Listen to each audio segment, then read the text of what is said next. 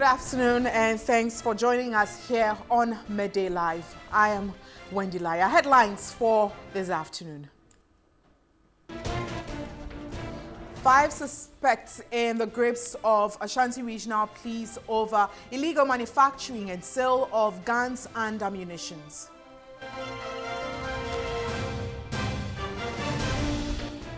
Driver and Vehicle Licensing Authority to introduce smart driving license from next week.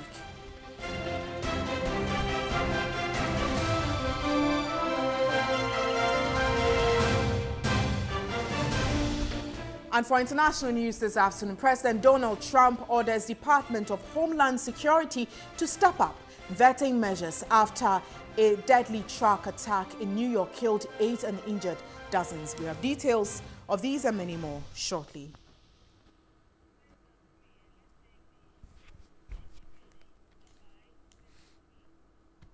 This is Midday Live. We start with our stories now. And the New Patriotic Party chairman, Freddie Blair, has condemned the comments of Ghana's High Commissioner to South Africa, who says his priority is as an ambassador is to serve members of the NPP.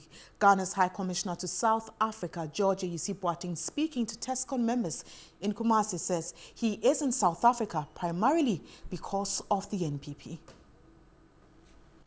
Me, for instance, I told my people over there that my first meeting with them, I told them that it is because of NPP that I'm here. So NPP man is my priority. I told them when NDC was in power, it was because who was there. Now we are in power, so I see what things here with you. My topmost priority is the problem of an NPP person before any other Ghanaian. Take it or leave it. Perhaps the stark reality of a hardcore politician being blunt, the condemnations have been pouring in, with many calling for his head. His swearing in of an oath to stand and uphold what is in the interest of the nation.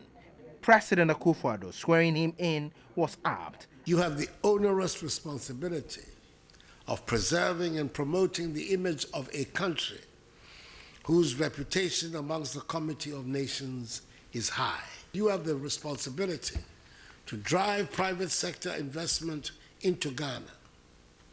You are the chief promoters of Ghana's commercial interests to the respective countries to which you are going. But on August 24, he presented his letter of credence to the South African President Jacob Zuma with the Ghanaian flag boldly behind him.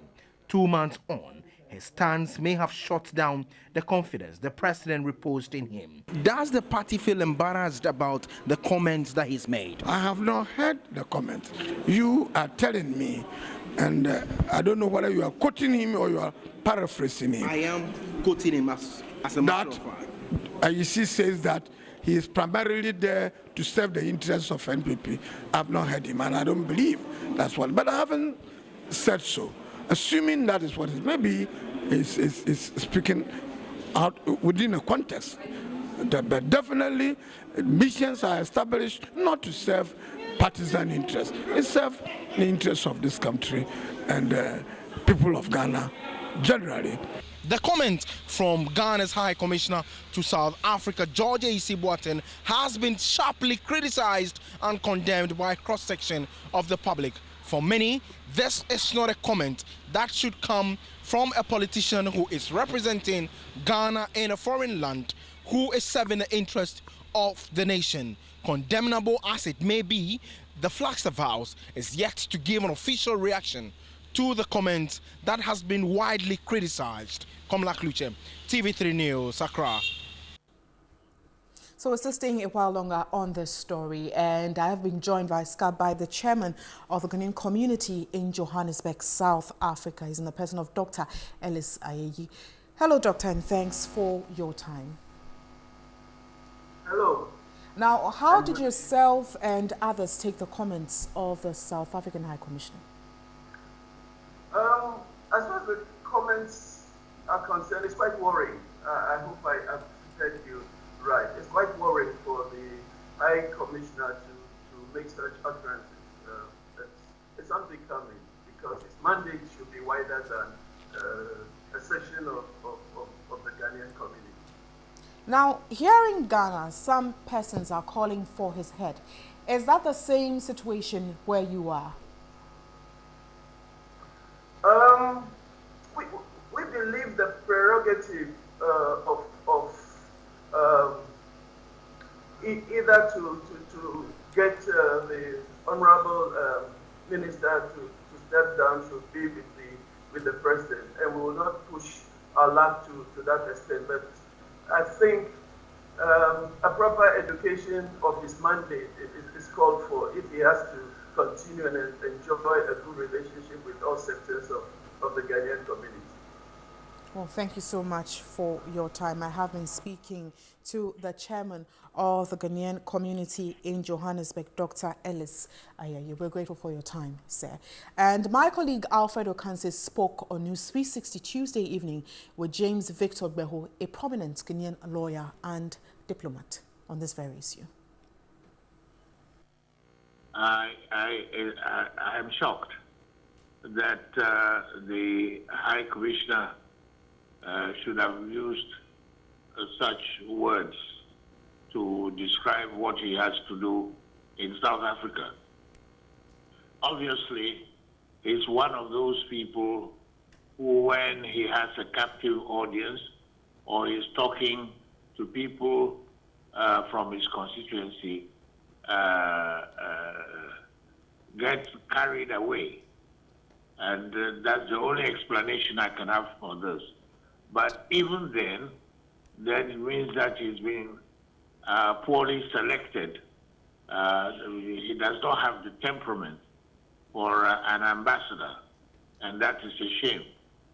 Now, let me say quite clearly that the language of diplomacy is a very sensitive and very polite, very decorous one. And anybody who calls himself a diplomat must not use words like in the manner in which he's alleged to have used them. Mm-hmm. Now, first of all, what surprises me is that after his selection and commissioning, I'm sure that he attended an orientation class or course here in Accra, during which the way he has to comport himself, the way he should speak, and the manner, his attitude towards people must have been explained to him. Obviously, he has already forgotten about all of that and seems to think that he can carry his partisan attitude into work, particularly among the Ghanaian community abroad. Now to other stories, an 8-member Civil Service Council has been sworn into office by President Akufo-Addo at a short ceremony at the Flagstaff House with a charge to deal with corruption. Preserve, protect, and defend. The council has retired Supreme Court Judge Justice Rose Constance Owusu as its chairperson. President Akufo-Addo charged members to live above reproach and work with integrity. You have to be guided by what is in the interest of the country. You have to be guided by what is in the interest of our people. The public interest of Ghana should be your main consideration. That's why on these occasions I'm always, and it's not just because I'm a lawyer, but I think that the oath that the judges take is an excellent oath, without fear or favor, without ill will or affection, i.e., as instruments of realizing justice in the case of the judges, but in the case of all of us, of realizing the public interest of our country. Chairperson Justice Rose Constance Owusu assured the president the team will work in the interest of Ghanaians. We acknowledge the fact that the task ahead is onerous, but with the help of the Almighty God and His direction, we pledge to discharge the duties attached to this appointment to the best of our ability. Now to one of our headline stories, and 5 persons suspected in the manufacturing and sale of guns and ammunition are in the grips of the Ashanti Regional Police Command. They were arrested in 2 separate operations by the police anti-armed robbery and highway patrol units. 2 blacksmiths were arrested at Asonomanso on Monday for alleged manufacturing and sale of single-barrel guns on the local market. 49-year-old Isaac Opoku Mensah and Samuel Kuma, 39 years, were arrested in possession of 13 locally manufactured guns. The police have also intercepted a Toyota Corolla saloon car with registration AS 110817 along the Kumasi-Obuasi Highway. A search conducted in the vehicle revealed a white fertilizer sack containing an AK-47 assault rifle and 56 rounds of live ammunition and 2 empty magazines. Even in your locality where you stay, you would be vigilant yourself and then give police information, because that's what we basically live on as it is now. If you don't give us information, it's difficult for us to move everywhere because we can't be everywhere all the time. The 3 suspects, the driver and 2 other persons, are in police custody to assist in investigations. The suspects will be put before court for prosecution after investigations are over, said the police.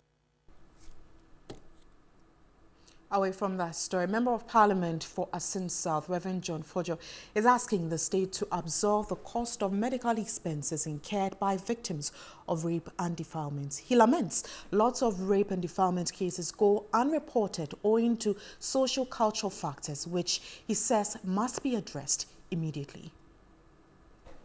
A 4-year-old girl is reported to have been defiled at Adadientem in the Asen South constituency of the Central Region.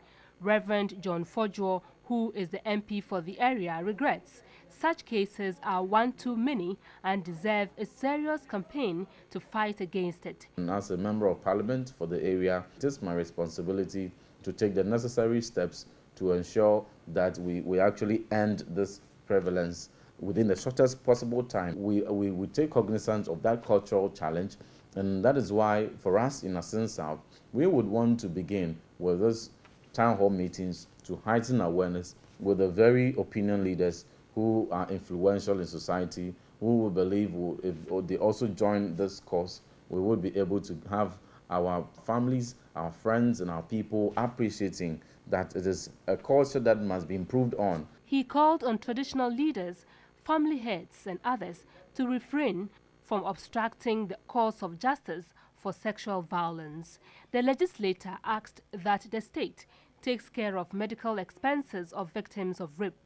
MP for Dafiama Buse Issa, Dr. Sebastian Sandari, urged medical doctors who charge victims of rape to reconsider their decision and rather help the cause of fighting for justice. Do you really have to get the money at all costs from a poor parent or person who is struggling even to overcome the trauma of being defiled or raped?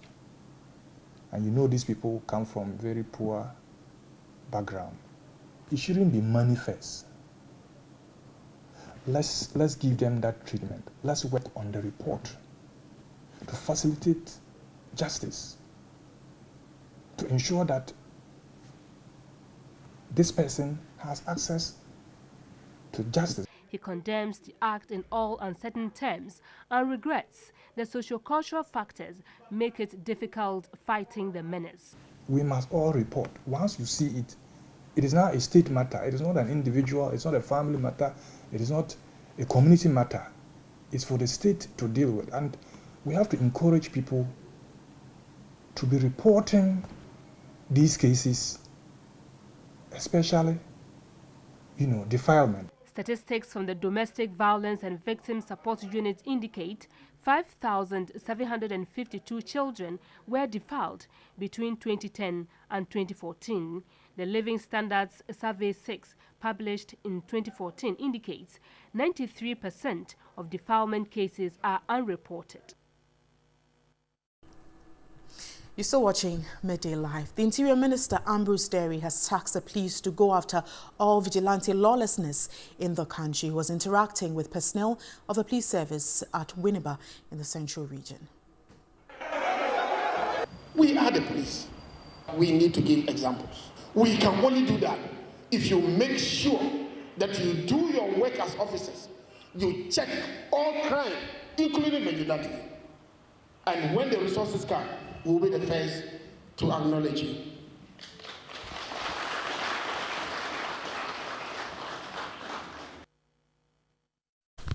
And still on this very issue, calls have intensified for the police to deal decisively with the rampant incidences of vigilante attacks. And vigilante groups associated with the NPP have carried out over 20 attacks to register their displeasure, with some appointments among other reservations. The Christian Council of Ghana has called on government to take a decisive measure against political party vigilantism in the country. This afternoon, I have been joined in the studio by Reverend Dr. Kwabna Opuni Frimpong, and he's the General Secretary, Christian Council of Ghana.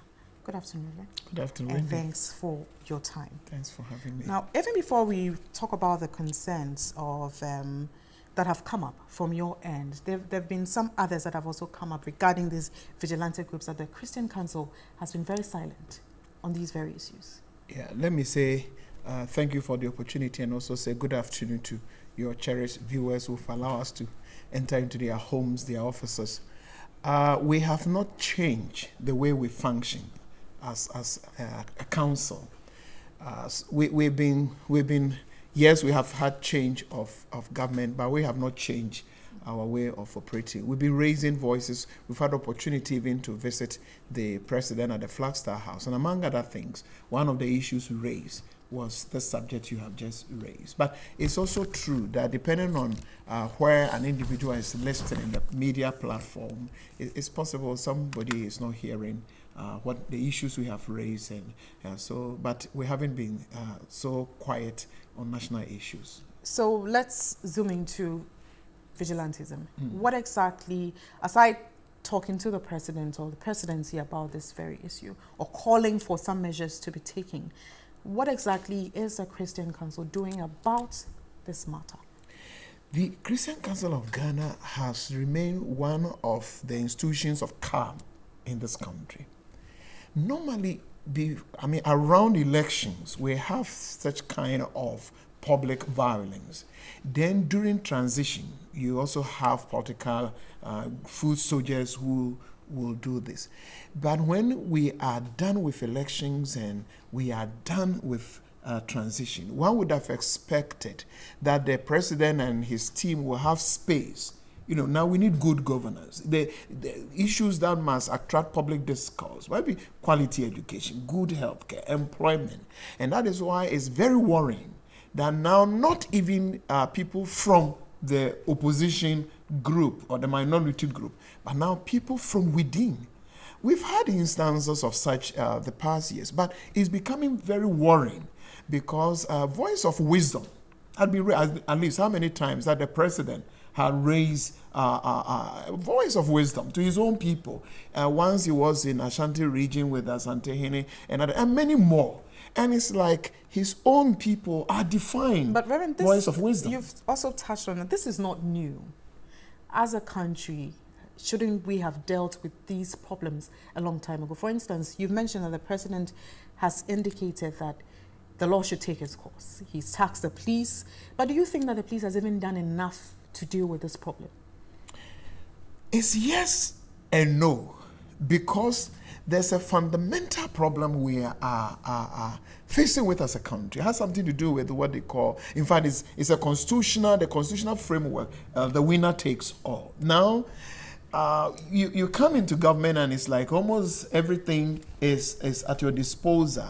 And now you have party people who also believe that now that our party is in government, we must have access to X, Y, Z. But they were made promises. And that is why you ask a question whether the police has done enough. Quickly, you must ask whether the political party, MPP as a political party, whether they have also done enough, because they have statutes, they have laws. per their own status, people who behave the way some of the vigilante group members are behaving, what do they have in their own status? So what's and your take on it? They Have should they also done activate enough? their own constitution. But the president has spoken. Is that not enough? Is he not a body representing the party? He is a father of the nation and he is a father of the party. He has spoken. And you still get people from the party still moving on. The other day it was a court, you know, a police station and on from north, almost every corner of this country. So we've reached a point where MPP as a political party, maybe let me use your platform, that all the heavyweights in the party must come together. The constituency chairman, regional chairman, youth leaders must come together. This problem is within their domain. They should be able to respond to it. Why the law enforcement agency must also do their bit. But MPP cannot just wash their hands that, oh, the police. Act upon your own constitution. Then I throw back the question to you, that has a Christian Council also done enough? You've done some work before elections and after, but going forward, do you think that you've done enough aside the sensitization that you do? In terms of evaluation, we will rather allow society to evaluate us. But we don't have any constitutional mandate as far as what we do. We are a Christian organization, faith-based organization, but we feel that the people in our country, in the society, are the same people in our churches. They need peace to do their everyday. Children need peace to go to school. Our farmers need peace, professionals. And so we will play a role, like I said earlier on, as an institution of calm and do public sensitization, public education, you know, do advocacy. And we talk to all of them. Sometimes when we talk, they're listening. You know, in this country, it's like they say in Akan, when they are in opposition, the way they do their things are different when they are in government. Okay, but we pray and hope they will listen Before I let you go, Ghana is touted to be a religious country. Over and over again, this issue comes up. Are we losing that stance? That we are a religious country, we are. In fact, put all the various religious bodies together, Christianity, Islam, traditional religion, and we may have more than 90% of Ghanaians being religious. It seems to me the question you are asking is, where are our values? Where are faith in public life? And I think that is where religious leaders, all of us, Christian, Muslim, traditional leaders, chiefs, all of us must come together to find out how do we bring faith values like love, justice, fairness, especially as we are being confronted with corruption everywhere. You know, these people who are into public services are also either in the church, in the mosques, or they are with our chiefs in the palace. So where are our moral, cultural values in what we do as professionals, career people, that this country with these huge numbers of religious people can also record our corruption in almost every sector of our national life? I think that's a real challenge that those of us into religion must accept, that we have work to do and move on as we move forward as a country. Thank you so much for your time. Reverend Dr. Kwabena Funi-Pimpong is the General Secretary, Christian Council of Ghana. We're grateful for your time.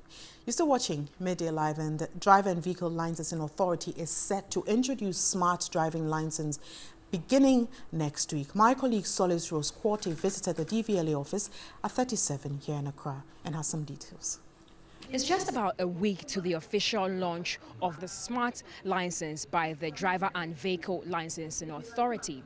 I'm here with Mr. C.W. Moussa. He is the Director for the Driver Training, Testing and Licensing. With this new smart card, what will be different? There are a number of security features in it. It is fade resistant. It's a smart card. That means that you can link it with iPhones, you can link it with other technologies. The software supports the license real time, that you can do verification real time by probably testing your code to a short code, and then an SMS message will give you whether your license is genuine or it's not. It's able to store driver's data, the biometric data of the driver. That is verified from the National Identification Authority. Before you are given a driver's license, we will cross-check your biodata with what is officially established by you. And that will stop people impersonating or probably getting duplicate licenses in the name of one person. Now, the other thing that can be done is that it is possible to keep driver's history in this card. You remember one time we were talking about the spot fines and so forth. So if driver's history can be kept in this smart card, that means at the spot the enforcer will be able to tell that these are the offenses you have committed in the past, and your offenses can be added on. So it makes things really easy for enforcement in this country. And young people all over Africa celebrating the Africa Youth Day in recognition of youth as key agents for social change and economic growth in all aspects of the African society. The African Youth Day, which takes place every November 1, was proclaimed and instituted in 2006 and to ensure that African youth continue to strive for ownership in Africa's developments. The African Union Commission today launched the Youth Mainstreaming Guideline at the AUC headquarters in Addis Ababa to enjoin the youth in all of the Commission's development activities. The theme for this is Africa's Youth for Democratic Dividend, Be the Future Today. 400 million young Africans between the ages of 15 and 35, that's the largest of such demographic in the world, around the world, will be celebrating this day. And the day since inception in 2006, when the African Youth Charter was adopted by African leaders in Banjul, the Gambia seeks to highlight the contributions, roles, and challenges of young Africans.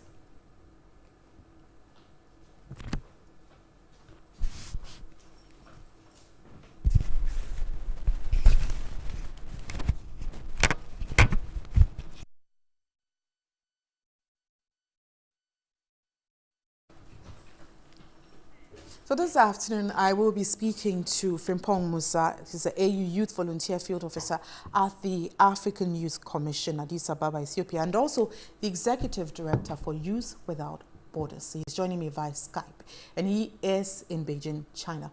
Hello, Frimpong, and thanks for your time. Thank you very much for the opportunity. The theme for this year is Africa's Youth for Demographic Dividend, Be the Future Today. What does this mean for the African youth? Thank you very much, and let me once again wish the millions of young people in Africa a happy African Youth Day. Like just you said, the Africa Youth Day is a day that is set aside to bring to the public notice, especially in the continent of Africa, the contributions, roles, and challenges of young people. And Be the Future Today, as the team says, is chosen to help young people take opportunity and take the destiny of their future in the continent of Africa into their own hands and take action on a daily basis. So the Be the Future Today, as we have chosen as the team, is calling on all young Africans, Ghanaians at large, to take action at their community level, at the national level, and at the continental level to harness the demographic dividend.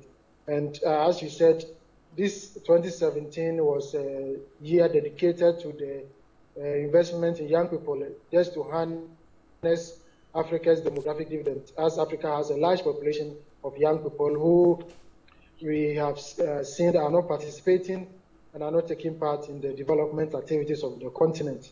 So today is a day to tell all young people that they should come to the center of the action, they should come to the table, and they should take active role in the development of their countries and the continent at large. Now, you talk about participation and contribution. Let's focus on Ghana, for example, when it comes to the youth contributing to national development. Do you think that the youth have been given enough opportunity to do that?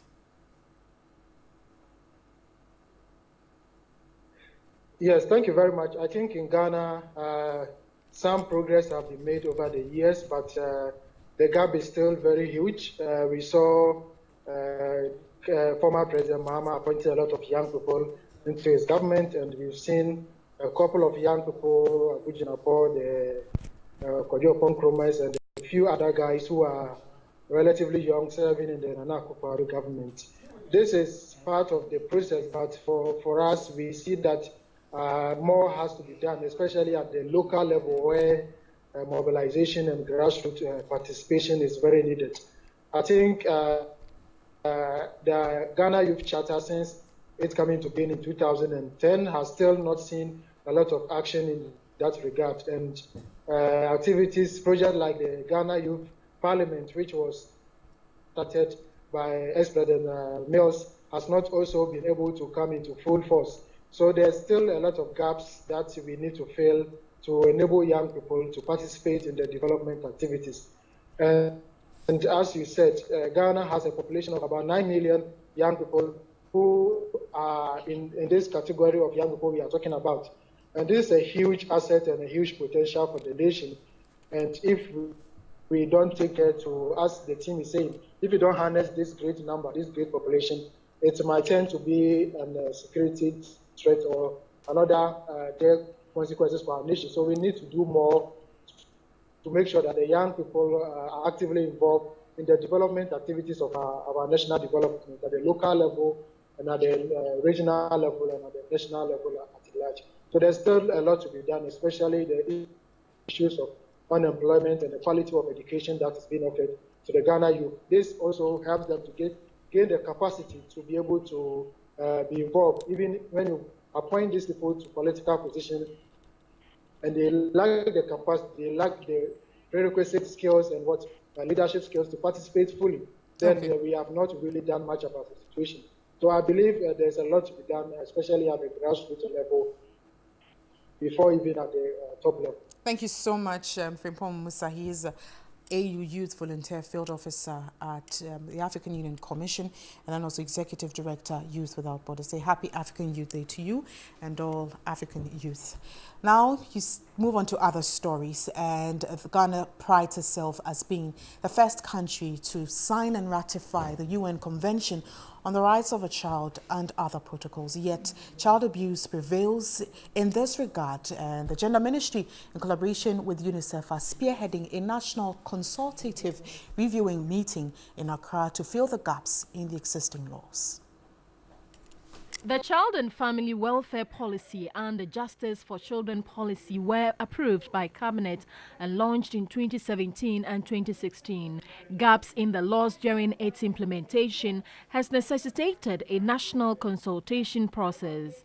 Stakeholders will look at the legislative gaps in the laws relating to children and make definite proposals. Though Ghana has a robust legislative framework, children still suffer various forms of abuses. Ghana has established a strong legal framework in legislation in the Children's Act of 1998, Act 560, in the Juvenile Justice Act 2003, Act 653. The law and the practice are, however, not in accord in the efficient way in which we would expect. Representative of UNICEF, Rishan Mutaza, expressed concern over the increasing rate of child abuse in the country despite existing laws. Ghana has established a relatively comprehensive legal framework for children. Yet, despite this, Ghana still has some of the highest rates in the world of physical abuse against children. About 20% of the country's children are involved in some kind of hazardous and exploitative forms of labor. A justice of the Supreme Court, Justice Sophia Adinyera, called for a closer look into aspects of the law dealing with victim and witness support program. The Ghana Police Service has withdrawn an application seeking to restrain members of Alliance for Responsible Citizens from demonstrating. The group was planning to demonstrate against the hefty sanctions imposed on some radio stations, but the police dragged them to court following disagreements over the route for the intended protest. The demonstrators were seeking to end their demonstration at the Flagstaff House, but the police said the areas where planning to take the demonstration were security zones. Now, according to the police, the demonstration will pose a security threat because it will distract the workers that operated in those installations. The police subsequently filed an application at the Circuit Court to restrain the protesters, but lawyer for that body, Kujo Tamaklo, challenged the application. He argued that the application should have been rather filed at the High Court. This forced the police to withdraw.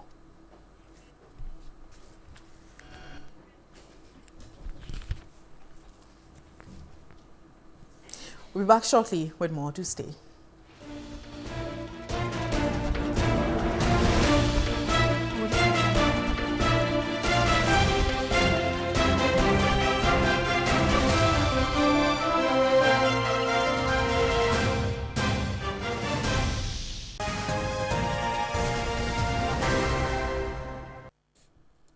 Let's do business now. And the Institute for Energy Security has stated the National Petroleum Authority has adequate rules and regulations that need to be enforced to ensure safety at petroleum marketing outlets. The Institute is worried the NPA may not be able to implement its new national education campaign on petroleum safety. With the campaign, the National Petroleum Authority, NPA, will be educating individuals and entities on LPG and other petroleum product safety. We hope that it won't be a one-stop talk shop. At the end of the day, they will continue the campaign, they will intensify it and make sure that all LPG OMCs and all LPG OMCs as well as the regular OMCs will go according to the safety measures. Some of them had to sign certain placards to put out or to show their commitment to safety, and we are hoping that they will go according to it and make sure that everyone is safe. Because Principal Research Analyst, Petroleum Unit, Institute for Energy Security, Richmond Roxon, noted it is the implementation and enforcement of rules and regulations which are often disregarded. We've had regulations that have been in place already. It's just unfortunate that they haven't been implemented. Oil marketing company, their boss also insisted that they've come together and they're trying to set up standards for themselves to make sure that even their standards are higher than what the MPO puts out. So we'll pray that the regulator will do its job.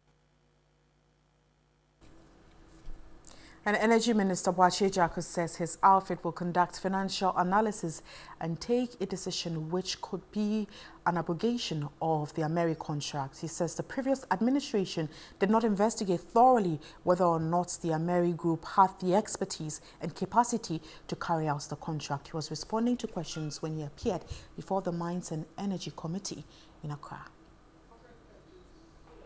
The Energy Minister, Boakye Agyarko, said the country would have been better off without a controversial $510 million Ameri deal. Briefing the Mines and Energy Committee investigating the motion for rescission of the deal, Boakye Agyarko said the ministry will conduct financial analysis and take a decision which could be an abrogation of the contract. MP for Adansi Asokwa, K.T. Hammond, had filed a motion asking Parliament to withdraw its approval of the power agreement in 2015. K.T. Hammond had seconded its passage to rent the 300-megawatt emergency power plant at the heat of the power crisis in 2015 in his capacity as a ranking member of the Energy Committee of Parliament.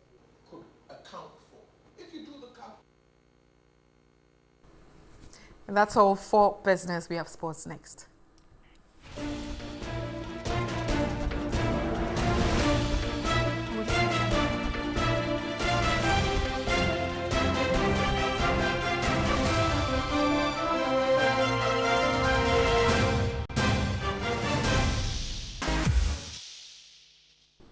And he spent 73 years of his life composing music.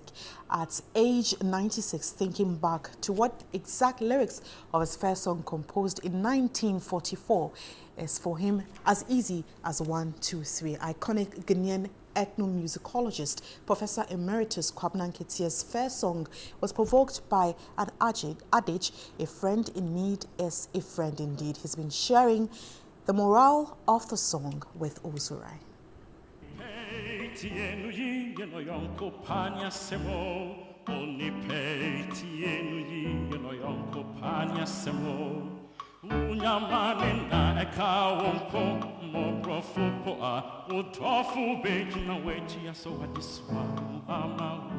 Music was the essential thing. I started in junior school, senior school, and so forth. And I was determined at that time to go to Akropong College because head of AMU. From there, I had a scholarship to go to the School of Oriental Studies in London for a 2-year study in linguistics. And I took the opportunity to study my music as well. It was the basis of my musicianship. Professor Emeritus Joseph Hansen Kwabena Nketia, the godson of famous composer and nationalist Ephraim Koku Amu, is hailed the world over for his impressive compositions.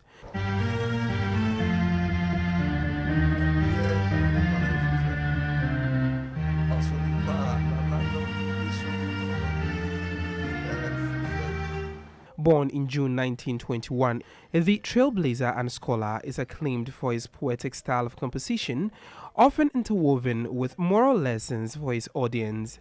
The legendary composer is saluted for his well-researched lyrics and classics. Do you remember your very first major composition? Well, yes. It's such a long time ago. First composition. Yes, the first composition was Unyamane and Ahudofo. Onipe tieni yo yonko paniasumu. Onipe tieni yo yonko paniasumu. Unyamane neka wonkwa mobrofopo. Udofo begina wachi aso adesuanu amawo. And I'm the DK. Which year was that? Oh, this is, I'm talking about 1944.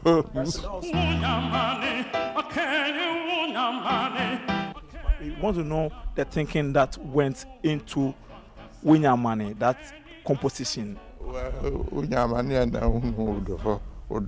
It is a true version of a friend in need is a friend indeed. You find those who love you when you are in trouble, because they come to sympathize with you. If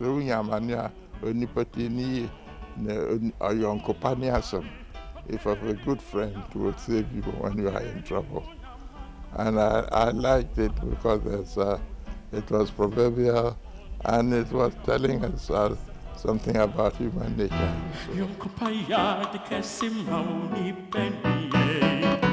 It's been over 73 years after this song was composed, but one finds it easy relating to the lyrics. What will make a song live beyond 7 decades and still remain relevant?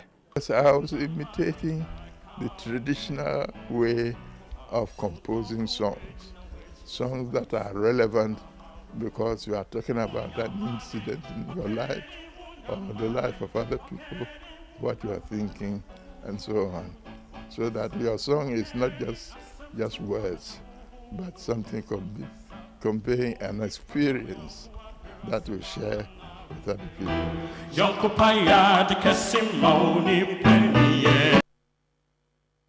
That was Owusu-Rai's report.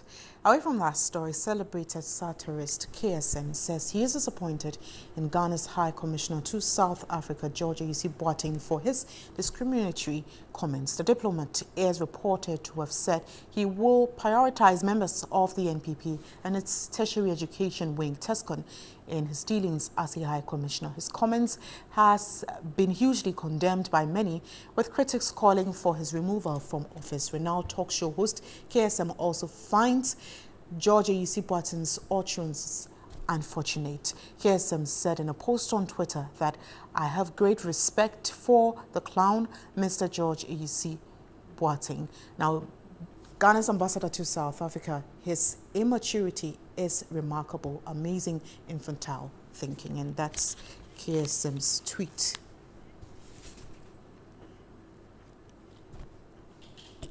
And that'll be all for this afternoon. Thank you so much for watching.